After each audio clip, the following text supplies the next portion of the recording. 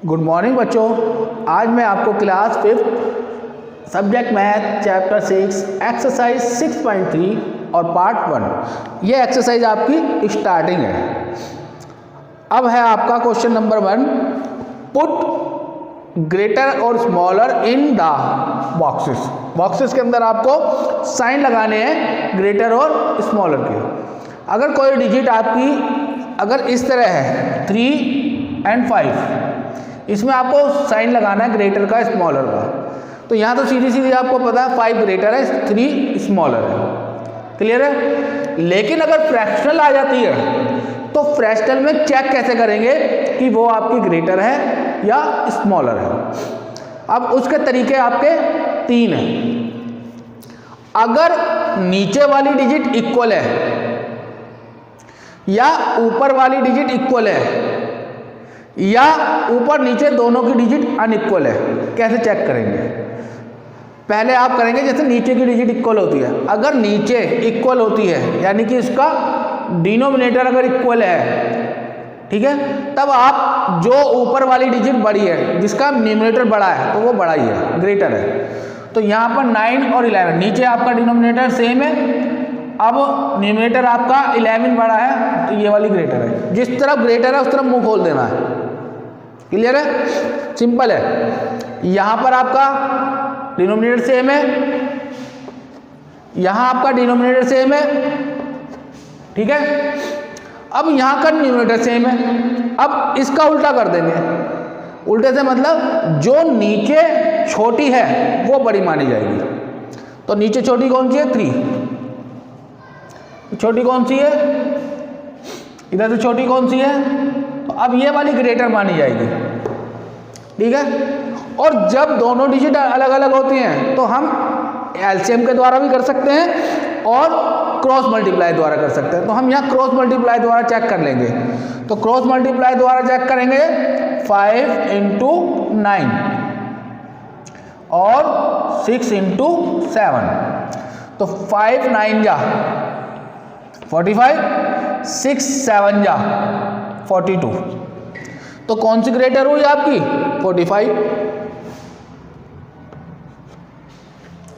Clear है। इस तरह से आपको साइन लगाने हैं। तो मैंने जी तक बताया, बाकी आप अपने आप कर सकते हैं। अब है क्वेश्चन नंबर 2, ध्यान से देखेंगे। क्वेश्चन नंबर 2, क्वेश्चन नंबर 2 में आपको फ्रैक्शन दिया हुआ है, उस फ्रैक्शन को आप सॉल्व करेंगे। क्वेश्चन नंबर 2 दिया हुआ है, reduce the following, reduce the following, clear है, reduce the following fraction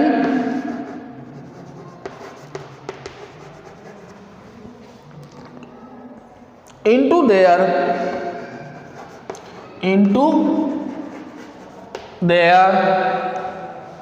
lowest term,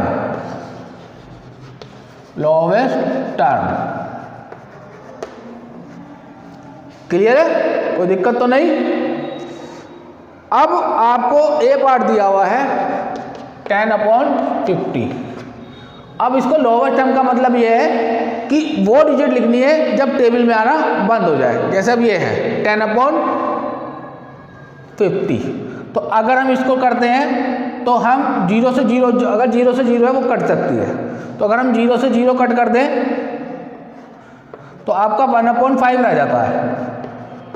अब 1 और 5 किसी टेबल में नहीं आता, तो ये लोअर टर्म है, क्लियर है।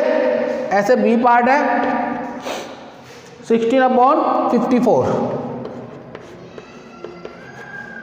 क्लियर है। तो सबसे पहले हम इसको 2 के टेबल से करेंगे। 2 8 जा 16, 2 2 जा 4, 1 इधर आ गया, ठीक है। 2 7 जा 14। अब 8 और 27 कोई ऐसा टेबल नहीं है जो हम 2 के टेबल से इसको कर सकें या 3 के टेबल से कर सकते हैं। दोनों एक ही टेबल में नहीं आ सकते। तो ये आपका लोवेस्ट टर्म। ऐसे आपका सी पार्ट है 35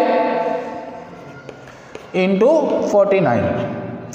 अब 35 को अगर हम 2 के टेबल से करें नहीं आएगा, 3 के टेबल से करें तो नहीं आएगा, लेकिन 5 से आएगा। तो 35 5 7 जा 35, लेकिन 49 नहीं आएगा, कोई टेबल नहीं है 5 का, दोनों एक ही टेबल में आने चाहिए।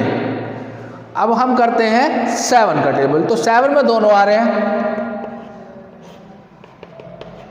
तो 7 5 जा और 7 7 जा। अब 5 और 7 किसी टेबल में नहीं आ रहे तो ये आ जाएगा। क्लियर है?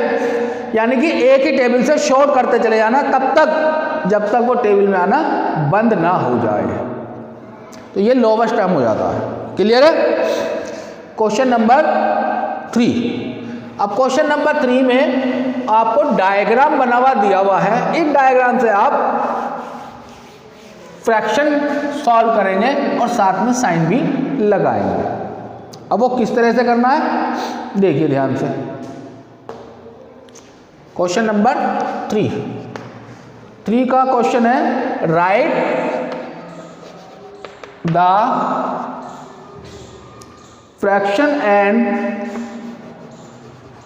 fractions and insert the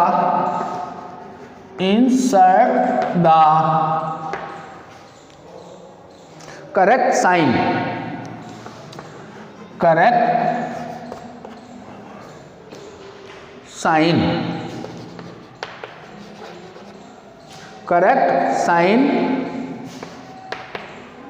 clear है? और इन द बॉक्सेस, ये आपका क्वेश्चन है।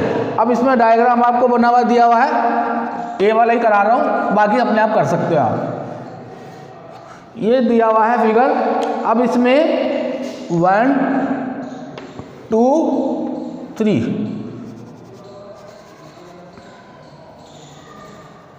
क्लियर है? ऐसे ही आपका 1 2 3। अब इसमें शेडेड दिया हुआ है 1 2 3 एंड 4, ये शेडेड दिया हुआ है। ऐसे ही आपका ये दिया हुआ है 1 2 1 2। अब इसमें दिए हुए 1 2 3 4 5। क्लियर है? ये शेडेड है। अब एक तो इनका आपको फ्रैक्शन लिखना है पहले। जब फ्रैक्शन लिखेंगे फिर उसको स्मॉलर और ग्रेटर साइन करना है।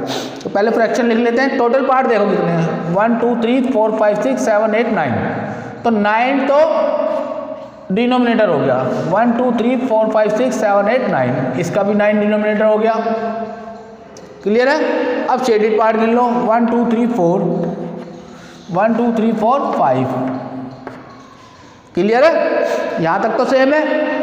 अब इसको आपको चेक करना है कि कौन सा ग्रेटर है कौन सा स्मॉलर, साइन लगाने हैं। तो मैंने कहा था जिस तरफ बड़ी हो उस तरफ मुंह खोलना है, लेकिन चेक कैसे करना है? अगर नीचे की डिजिट सेम हो, ऊपर की डिजिट सेम हो या अलग अलग हो।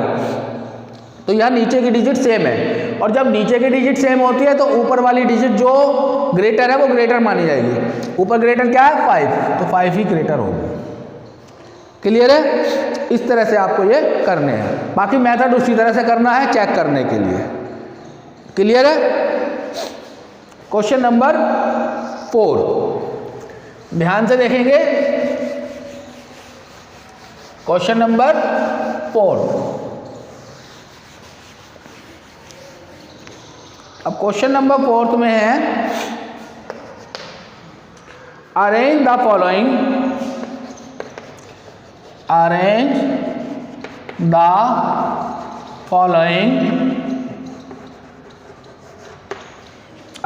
Following fraction.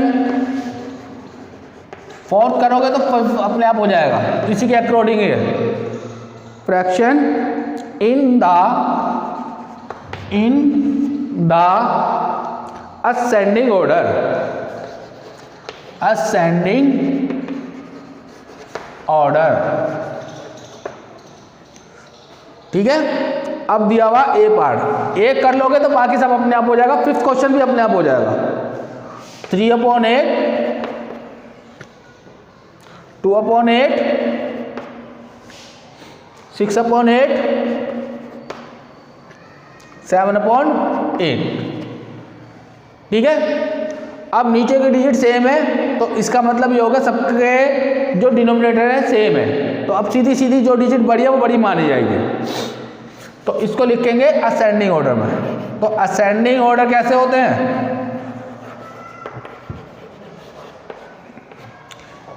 असेंडिंग ऑर्डर यानी कि स्मॉलर से ग्रेटर। तो स्मॉलर से ग्रेटर तो पहले स्मॉलर आएगा, सबसे छोटा 2, उससे ग्रेटर 3, उससे ग्रेटर 6 और उससे ग्रेटर 7। तो यानी कि ये ग्रेटर हो गए, तो ये असेंडिंग ऑर्डर हो गया। ऐसे ही आपको डिसेंडिंग ऑर्डर में करना है। तो डिसेंडिंग ऑर्डर में पहले ग्रेटर, फिर स्मॉलर, फिर स्मॉलर, फिर स्मॉलर। क्लियर है? अब ये आपकी एक्सरसाइज कंप्लीट है। फिफ्थ क्वेश्चन इसी तरह करना है, उसमें आपको डिसेंडिंग ऑर्डर करना है, यानी कि ग्रेटर टू स्मॉलर। क्लियर है? Thank you.